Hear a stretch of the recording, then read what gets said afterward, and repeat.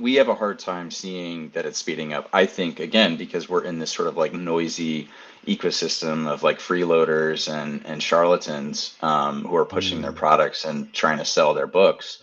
And you know, some of them are hype folks and some of them are doomers, and we're latching on to one or the other. But like end of the day, if you look at the model development, if you look at the system development, if you look at the product development, like we are fastly, like very quickly, we are increasing the velocity. Not just like the speed isn't just continuing to ramp. Like we're the speed at which the speed is increasing is increasing. And that is that sort of compounding exponential factor is like it's truly mind blowing. Like as a practitioner in the space. Those are those things that I think are really hard to comprehend. Something my father often says is it's so hard for him to comprehend that the the universe is expanding faster than the speed of light or something like that. And the speed of light is something that most humans, it's really hard to actually comprehend.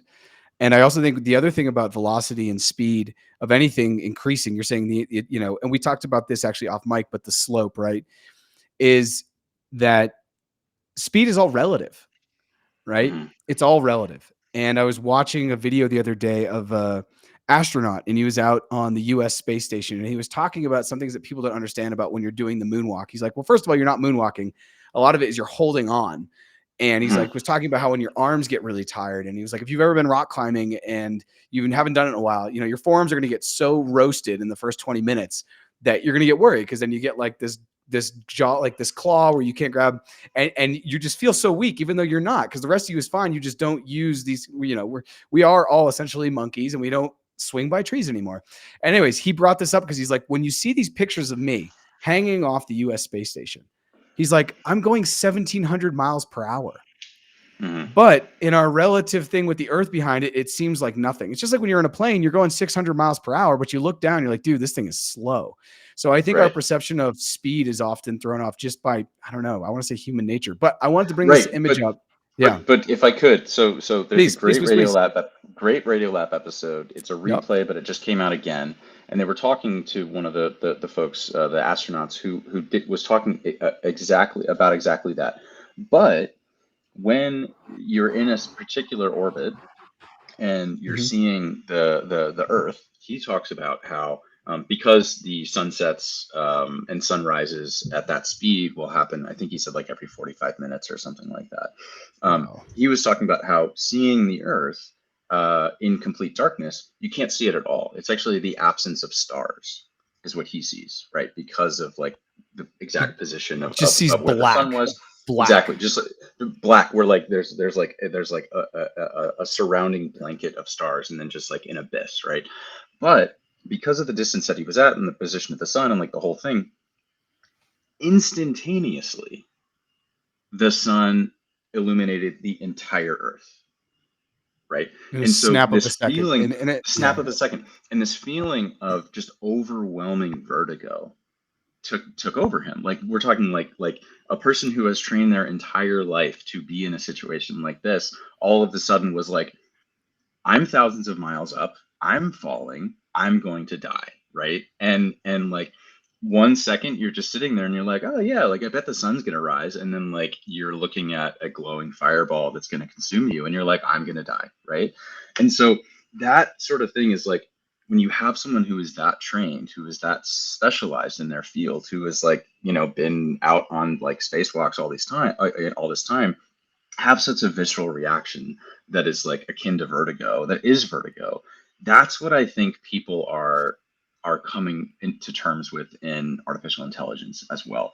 We have all of the data that suggests we are headed towards a sunrise, and it's going to be here, and we've all thought about it, and it's going to be, you know, beautiful, and like this whole thing. I think when it hits, we are all going to be absolutely terrified at the just great expanse of like imagery and visuals and interactions and capabilities that hit us like a tidal wave all at once.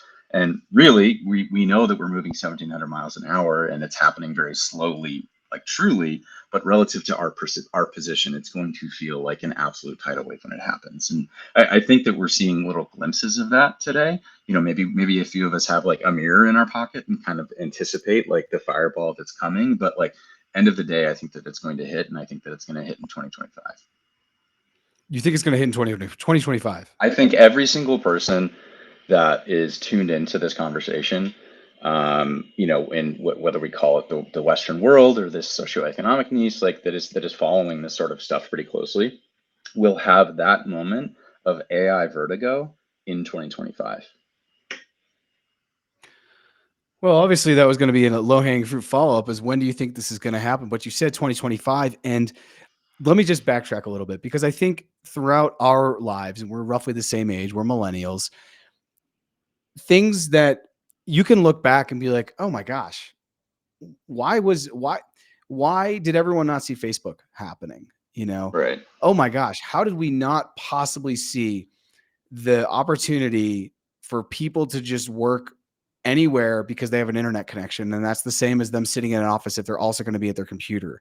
And now we can have a crazy diverse workforce because we can pull in talent from all over the world, where we used to put up a job poster and you either live there or you had to move there, which limited our ability to get different type of minds in the office.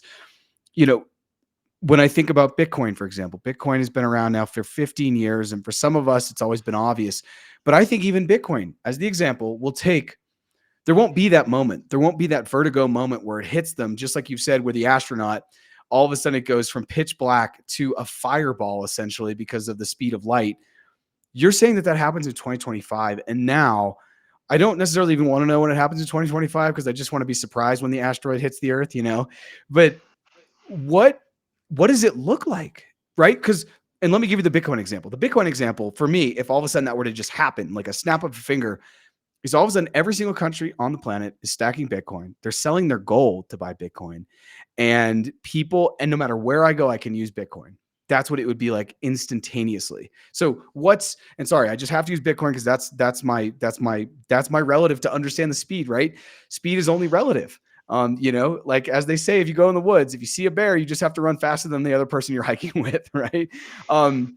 What does that look like? What's the vertigo? When am I going to call you freaking the F out because I've just like the astronaut gone from pitch black to all of a sudden a massive, light? Yeah, for sure. So two things. One is when we make the jump from bits to atoms. That's the big thing that a lot of people are focusing on. Where today we have ChatGPT, it's in a window, we talk to it, we get some recipe ideas, and like, oh, whoops, you accidentally told me to have 6,000 pounds of butter. I think what you meant was 600 grams. I'm gonna figure it out. We're pretty firmly in the bits world. When we move to the atoms world, that is when ChatGPT on our behalf can take actions in the physical world.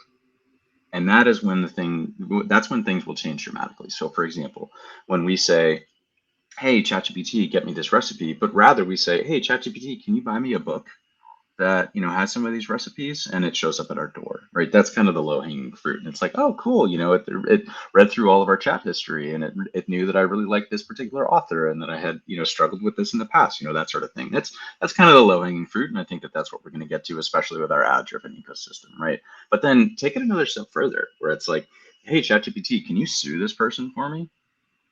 Right? Like, sure. Like, I'm gonna go back. I'm gonna take a look at our chat history, and I'm gonna understand, what you're going through, and I'm gonna also have all your phone call transcripts, and like, I'm gonna see that like you talked to this person, you were at their house, you slipped and fell.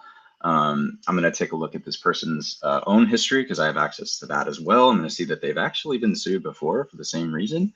And I know a lawyer. I'm going to call this lawyer. I'm going to tell that I'm in a chatbot, but that doesn't matter because I have $1,000 in Bitcoin that you gave me, to do these sorts of things, et cetera, et cetera, et cetera. Right?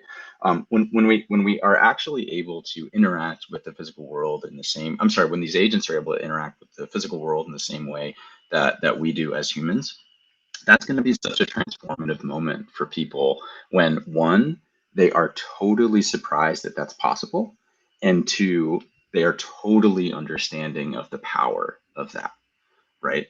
And so, this is a sort of classic storytelling, narrative where like the best part of any movie is the ending because it's one, surprising, and two, inevitable, right?